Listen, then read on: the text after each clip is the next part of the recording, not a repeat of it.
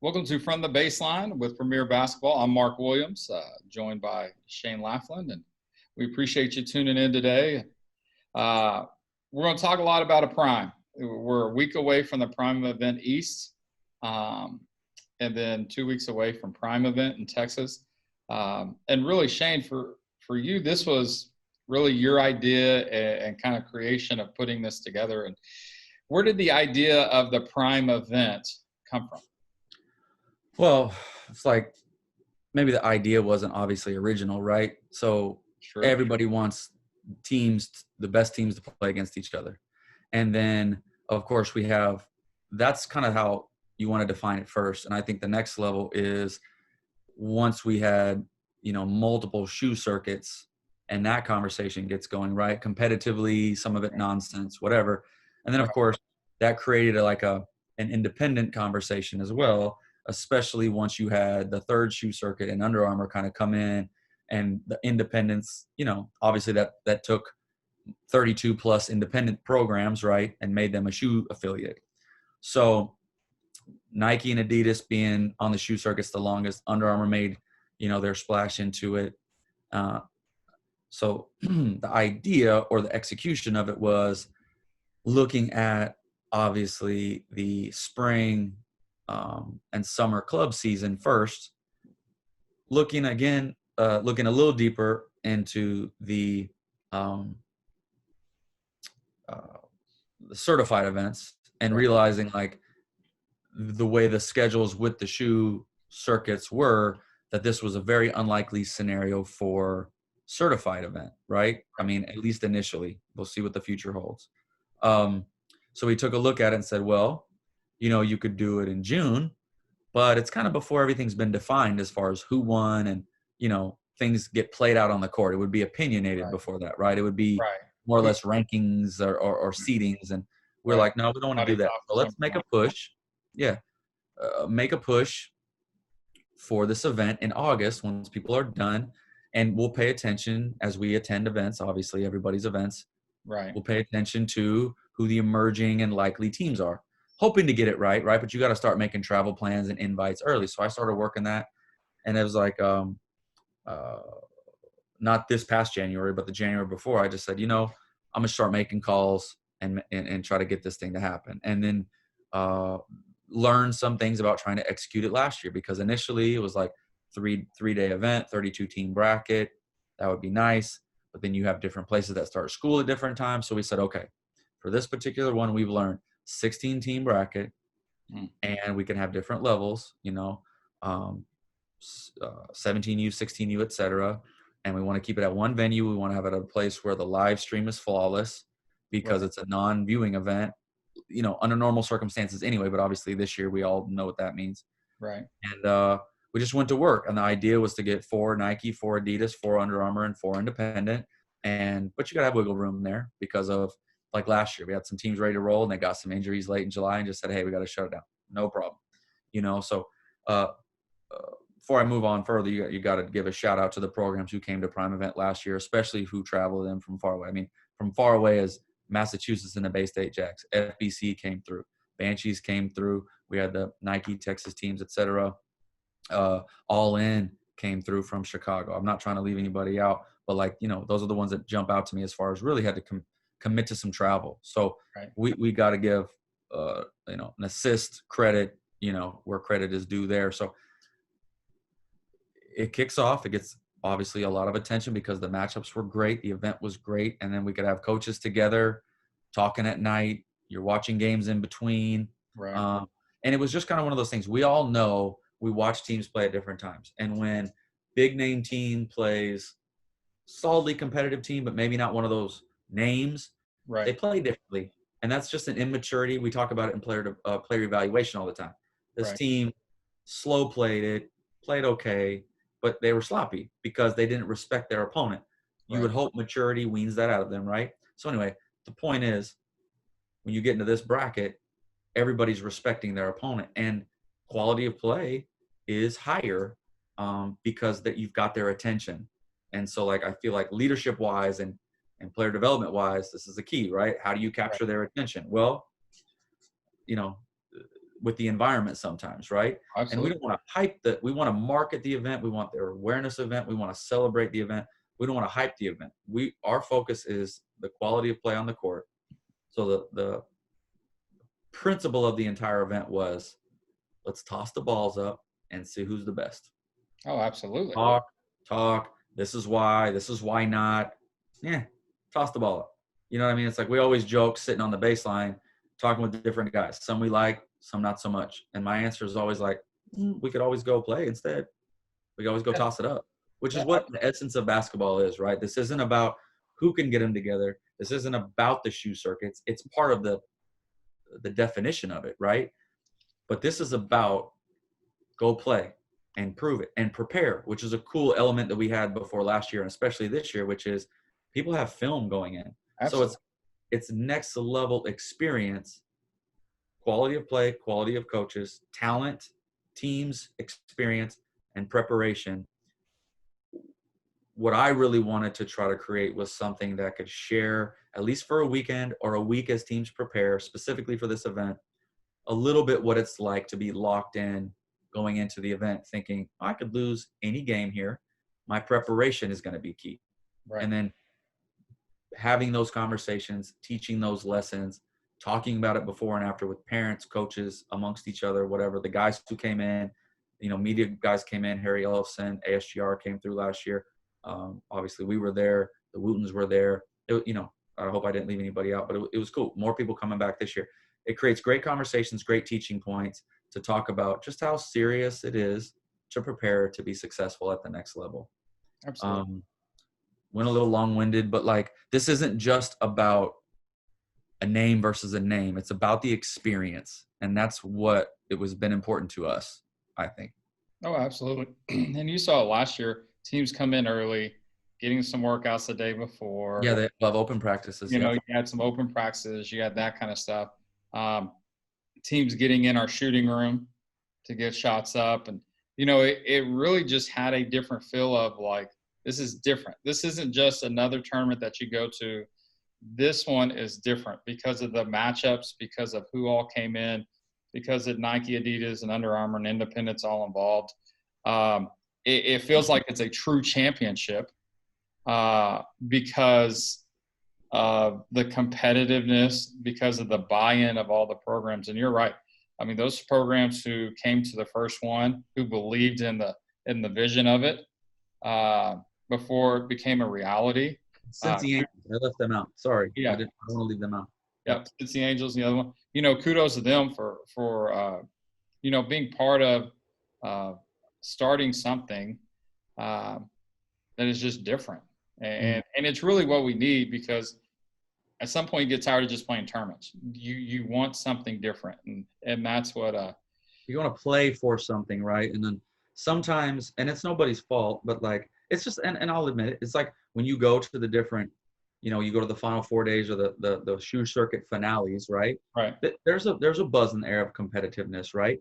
But there's a familiarity there. That's the other element of this, is everybody's not super familiar with each other necessarily, right? They know of each other, but it's oh, now I'm going to get on the floor with you. I haven't necessarily been on the floor with you. And so that's what was so cool. And I felt like Janine Williams and Brittany Graham really captured some of those moments. Janine with the camera and the video camera, and then Britt with the camera.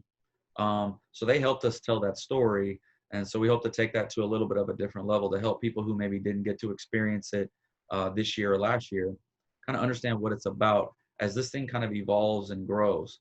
And I've got another couple projects you and I talked about, getting some other levels involved and some players that can help inspire this generation of player, doing some things that'll be cool. So don't want to let the cat out of the bag yet, but it should be some cool stuff. No. And we like to work on this stuff. It gives us some energy, Absolutely. When it's something cool and exciting and it's improving the basketball landscape and improving the game, then it is a lot of fun to work with and to let your mind come up with ideas of, hey, how can I improve this, or how can I invest in the game here? And so, there's some cool things coming down the line with this year's edition of it. And so, hey, we're going to take a quick break, and we're going to introduce the Prime East teams and kind of and then we'll come back after the break and we'll talk about Prime East. So stay with us.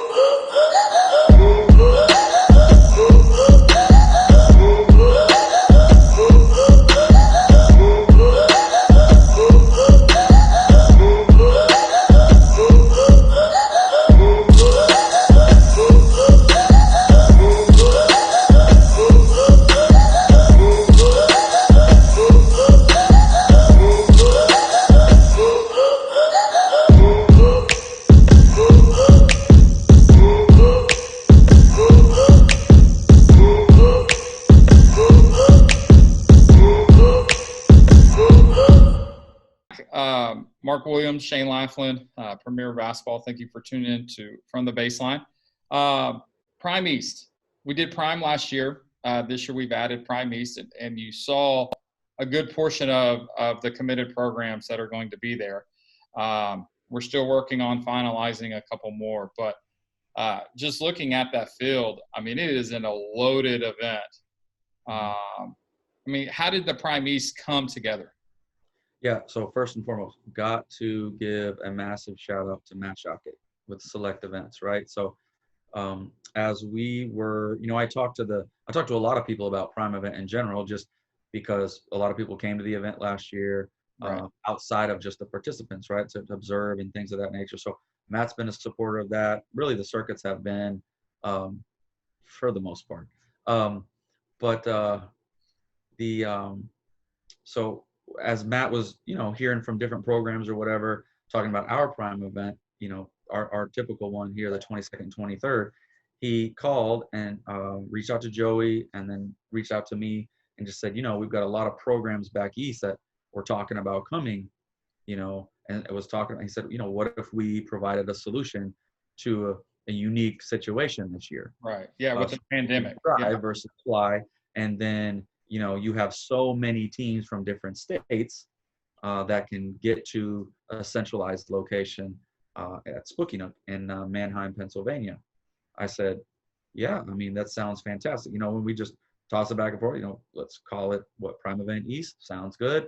All right, Matt's going to make a couple calls, test the waters. Sounds like interest is great. Okay, let's roll. And so as far as the day-to-day operations of the event, let's not get it twisted. Matt and his team have been handling that.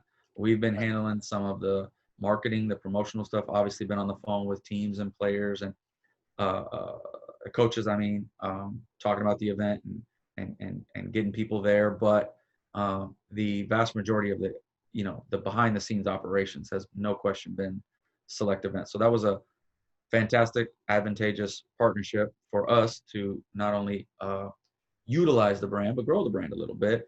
And then certainly give us a reason to travel to an event. We know what's going on, the organization, the protocols, things like that. So you and I will fly to Philly, next Thursday, and then drive on over, and be ready to roll for Friday, Saturday, Sunday, and then come back. And then obviously looking forward to Prime. So that's how that came into play. And then, again, I think tying back to our earlier conversation, it's kind of like, this thing got pretty well branded, got a decent reputation. And then a lot of it was just about, the relationships and the connections to programs and stuff like that. So, can't thank everybody enough, especially during this year, Right. where there's, a little uncertainty, that for participating. I mean, you just want to thank the people that are involved. And yeah, we work behind it. Sure. Is it our stuff? Is it our stuff that we're partnering with?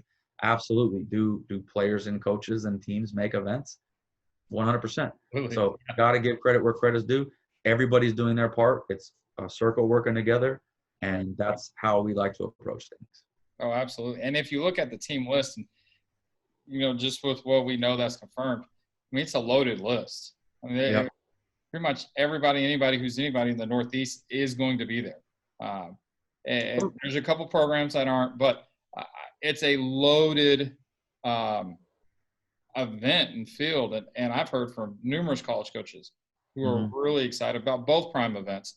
But man, they looked at the team list and they're like, man, that is loaded. And are looking forward to seeing the matchups. What are some teams from Prime East, just Prime East, that you're looking forward to seeing live and in person? New Heights, Exodus, pretty familiar with both, but a couple different reasons. One, you got Exodus, who's working in some young ones that we saw during the high school season that were pretty good. And then the older ones you want to see just where they've gone. New Heights has got a next generation of 23s that you want to see. All Ohio, Fairfax. Let me not. My brain's a little racked right now. I got to do the Kornheiser. I got to go to the paper. You know what I mean? Bria Holmes, Books and Basketball, Elevate Elite, Mass Rivals, WPA Bruins I want to see live. And it's one of those things like we have been watching on film. There's some teams, and I would say WPA Bruins and West Virginia Thunder. I was thinking about this the other day. We've seen them on film, but you cannot appreciate the total quality of basketball unless you're watching them in person, because they do things collectively. They play such a good team basketball. You can see it on film and you can appreciate the quality, but I don't think you can walk away with 100% appreciation till you're able to be in the gym and watch how their unit beats another unit, and that other unit sometimes is on paper more talented. Oh, absolutely. Well, and they individually, right? So like that's what I love. I love seeing that stuff. Both have good coaches in the program, great directors down the line. Yeah. So like for us to be in the gym all day, right? Like, again, we laugh about it amongst each other, but like we're in there, we're to serve the people, we're in there, especially at our events. But like sometimes it's hard for me for games to keep my attention if it's not solid quality. These are the things that I'm like, look, I don't care what time they're playing. I can appreciate the basketball. And it's oddly relaxing for me. It's just a weird thing. It's a basketball soul thing. It is what it is. Well, and you watch so much basketball that it's just nice to watch good basketball. Well coached, good sets where you're like, ooh, I kind of like that action. Exactly. Like the best, like I'm good for another 2 hours if I took a Scottie Johnson set and said like, oh, that sideline out of bounds, the wrinkle he just threw. I'm putting it like it's on my eval page, I saw Scottie and we did an event up in Indianapolis. Oh, this was a couple years ago, and he still had McCutcheon and Taryn, who went to Michigan State. And I saw him literally she didn't do anything except what she did, and he sold her to get her a backdoor layup. Yeah. Hey, you got to get open. You got to get the ball at the wing. You got to get the ball at the wing. The whole knowing she's going backdoor. And it was all because Scottie, and just the high level coaching. Good gamesmanship, which you appreciate. Absolutely. Right? Absolutely. Yeah. But even, Team Durant, a new up and coming team, and see them come. Team Curry, which we saw at War Games, and they had some success down in Atlanta.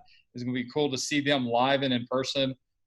Especially playing up in the Northeast and just playing some different people. So interested in seeing them, seeing Team Takeover. We're on, okay. Just update this morning. a little bit on hold, just regional concerns, like just getting everybody so I don't want to just so the full disclosure. And sorry I didn't mention it was one of the myriad of things that happened this morning. So we're on a little hold there, but obviously if they are playing, as you were going, they're kind of reloading. Yep. So so possible reload and get to see that in person. And so, I mean, there's up and down independence shoe teams with Nike and Adidas and New Jersey Demon. New Jersey. They've been working out outside all quarantine when they could. Rich has always got good teams, good players. They go on at different levels, Ivies, mids, lows, majors. And here's one of the things that's really given me some energy lately. You know, the kids are ready to play. There's no question, right? And so we've been fortunate in our region, they've been playing. And to the point where some of it, I would remind them like, okay, now you're starting to take it for granted because you're not playing as sharp as you were at the beginning. Right. So get it together, right? Boo Williams has been doing this longer than you and I have maybe been alive at a high level, right? Absolutely. On the boys and girls. It's exhausting. Boo is excited. His energy over the phone, and he's been working the phones. That's what I like. That's awesome to me. And it feels really good to, you know, you see Boo Williams is calling. You're like, you know, this is cool. This is a moment. Like, I don't take these experiences for granted. Right. But Boo's excited and his players are ready, but Boo's ready, you know? So and he's working tirelessly to put his program and his players in a position that they can play and be safe. He's asked very specific questions and he's making decisions, but he's working to get his players and he's hungry for it. And like, look, if Boo can have that energy, like we have no excuses ever, right? Like get it done. Absolutely. Right. So like, that's been really cool. I'm trying to make sure we don't miss anybody. GTS Fusion, Riverside Hawks, Team Durant, I-90 Elite, who I haven't seen in a long time. City Rocks. I really enjoyed visiting with their coaches last year at, I believe it was the national championship in Atlanta. That all run together for me. Well, and then you got Northwest Blazers coming over, you know, from Washington, and it worked out schedule wise better for them to go there than to come to Dallas because of other things with their players, and so it's going to be a great event. You know, next week we're going to do some preview shows with the bracket and putting out the top bracket and then bracket reveal is going to be fun. It's going to be fun. So you know, watch out for next week for the bracket reveal, and we're going to break down the teams a little bit more. With the top bracket, then we'll talk some 17s, 16s, and young kids and young teams and stuff like that. So that's gonna be fun. So be looking out for that this next week. But hey, that's Prime East is first, and then after it is the Prime event. And so take a look at the teams that are going to be at the Prime event, and we'll be back right after this break.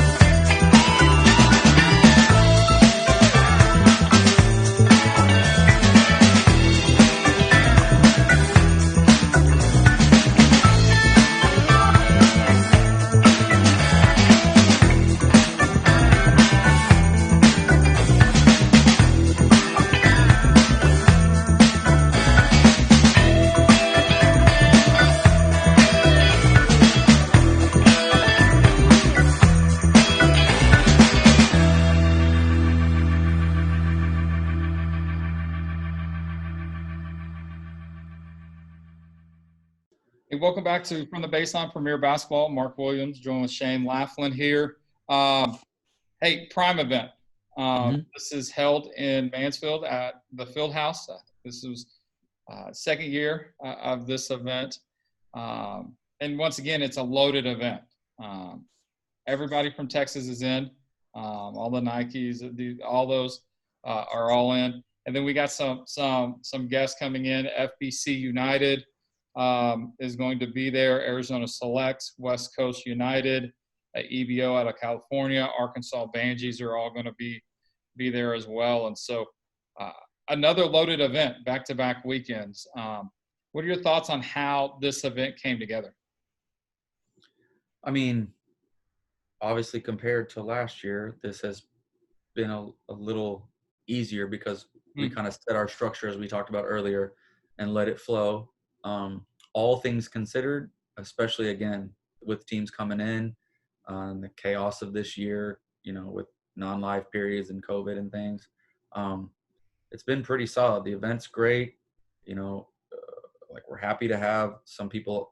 We're fortunate that we have some people maybe a little still on a wait list, which just happens with timing of registration and stuff. But um, I'm happy with the way it's come together. Started the first draft that I shared with you guys of the Right. bracket yesterday. Already seeing some adjustments. You and I talked last night on a couple things down into the other brackets as well. So I mean the 17 bracket, those brackets are good. The next round of brackets are good. I mean, all of them are. I mean, it's just going to be good. It's going to be quality matchups and competitive matchups, and Oh, that's absolutely. across the board. So like, you know, pretty happy about that. And of course, it's sitting at home, Mansfield Fieldhouse, flawless, seamless live stream through Athlete Vision. Um, and as I mentioned before, a lot of these teams have played, so there's film out there, and people can go get access to film, even from events that were not Athlete Vision. But obviously, a lot of these teams played in our events, so there is some.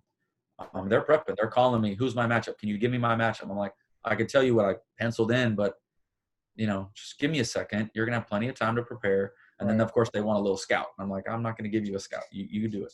I want to Yeah. watch. Well, So and for the Texas teams, we've got to see them multiple weeks since we've been playing since mid-June in Texas. But, with Arizona Select and a lot of the West Coast teams, they've been playing in Vegas.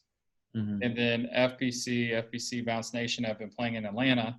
And hmm so it's all these teams are going to be coming in with multiple weeks of playing. And so uh, I know they probably have a couple dead weeks here. So it's going to be some fine tuning and really come in. And it's going to be a lot of really good basketball. Uh, hmm Interested to see some individual matchups, uh, you know, uh, definitely. with the individual players and but once again, it's excited to put out the bracket. I know we've been talking about it and put it, looking at it and where these teams going to go and stuff. But that the not only is the 17U loaded, the 16U bracket, I think maybe more loaded than the top 17. You could make the argument. You could definitely make the argument as far as like where it's headed and just the quality. I mean, um, man, it's gonna have our head on a swivel. We're gonna do our best to schedule accordingly so we could see multiple matchups, multiple games. But it's inevitable. We're gonna have a few games at a time that are being played. So we're gonna have to keep our earpieces in and our walkie-talkies going because the three of us are gonna be Oh, working baseline. And so absolutely. Yep. And so, well, we're next week we'll be previewing Prime East, um, and then during Prime Week we'll do some preview of the Prime event. There's going to be tons of content, tons of uh, stories coming out, tons of really really good basketball, and so we appreciate all the teams participating. Um, in the Prime East and in the Prime event, and we're really looking forward uh, to just a great week of basketball there for Mhm. Prime Week. And so, um, We appreciate you tuning in. You're going to see a lot more of us in the next 2 weeks as we lead up to these two events. But we wanted to just give you a taste today of what Prime Week is going to be. And so for Shane Laflin, I'm Mark Williams. We're coming to you from the baseline.